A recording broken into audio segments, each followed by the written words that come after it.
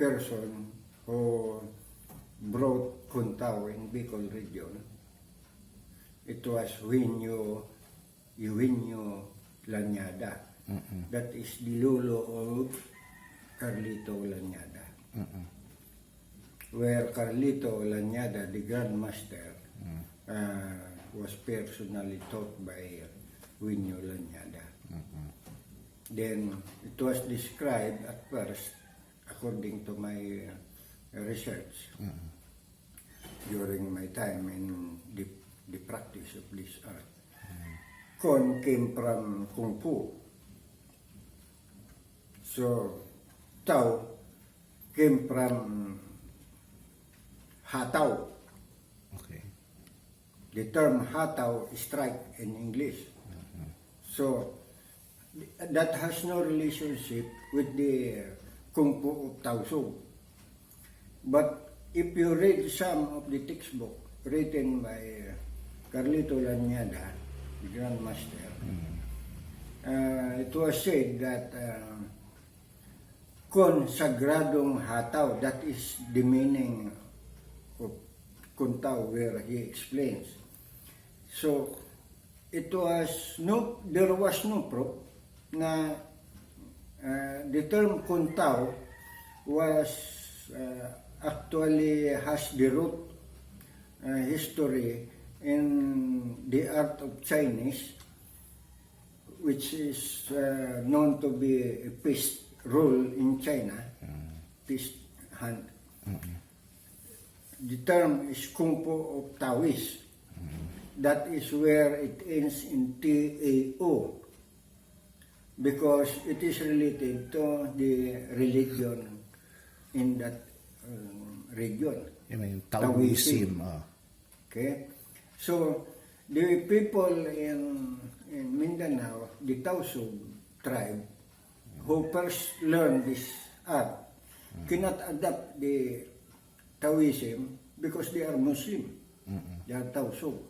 So they, in terms of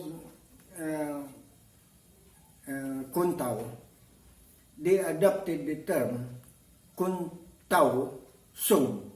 So that ends in U. That was practiced in Mindanao. Kun dash T-E-U. So that is another group. Oh. Okay? So it describes the tribe of Tausug. And then the art migrated to Indonesia and was adopted there and become successfully popularized by Indonesian and reaches USA, which is Kung Fu of Taoist. And there is now the term Kuntaw Silat. It came out that it is related in the sense that the Majapahit group of Indonesia were practicing Kuntaw and the Kali system. That is their art of fighting, but they are not directly connected to the sports association because they are just a group of people who practice the art of fighting. They are hunters of wildlife. That's why they are armed with a curved knife like karambit and sanggot. And the sanggot history came from the Philippines. And we will find it out in some magazines that when Indonesian advertised that sanggot or chlorid, Philippines is always mentioned, the root history of the weapon. Okay. I read I watched from some videos that the origin of Kuntaw is because there are from Mindanao Tausug who intermarried Chinese, and then they also imported some of the martial arts Kung Fu because of the intermarriage. Can you comment on that? Well, I don't have any information of direct link to that, but probably yes. But what I have learned long time ago, there was a name Limping Wang who brought the art in Mindanao, and then he was the guy who travels to that area at the Malayan Peninsula and went to Indonesia, and he encountered the relationship of marriage with the Tuars family that is in USA. Okay. Okay. So, can you tell me more about Grandmaster Lañada?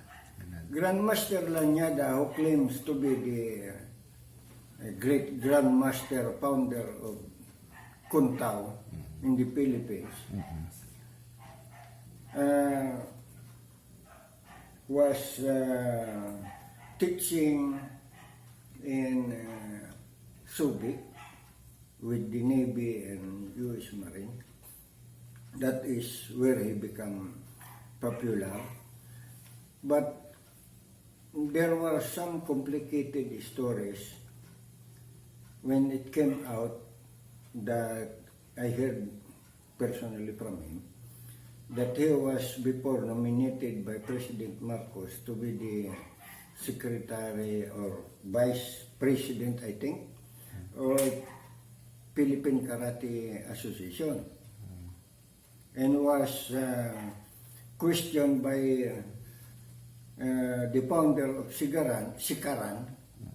The name is Major, during that time, Major Militon Hieronimo, founder of Sikaran. Di ba siya yung I think he was the mayor of Baras? Lately, when he retired, he became a mayor. Okay. And he was also the Latigo mayor. Okay? They have a movie about that. Yes. Okay. So I know them because they were rivals with Carlito Lañada at the position in the Philippine Karate Association, where I was also a member during that time when I was a soldier.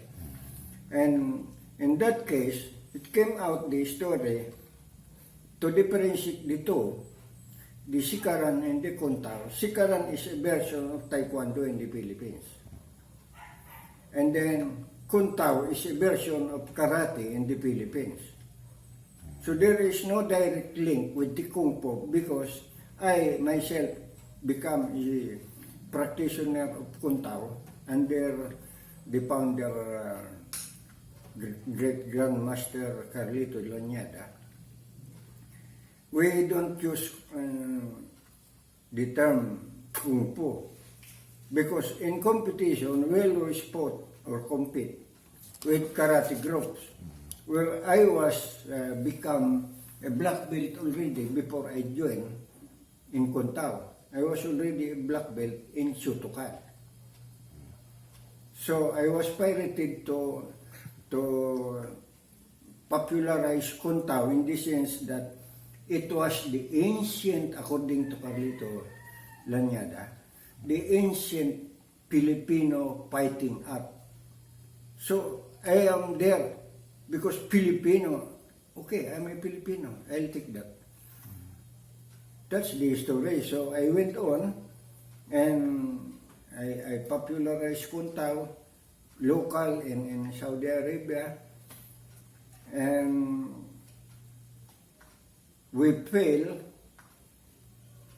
It was actually the failure of Carlito Lañada who introduced this kind of fighting arts to get in as an official entry sports at the SEA Games. So, from that time on, there was some not good to hear stories about pride or something like Carlito's popularity, that I was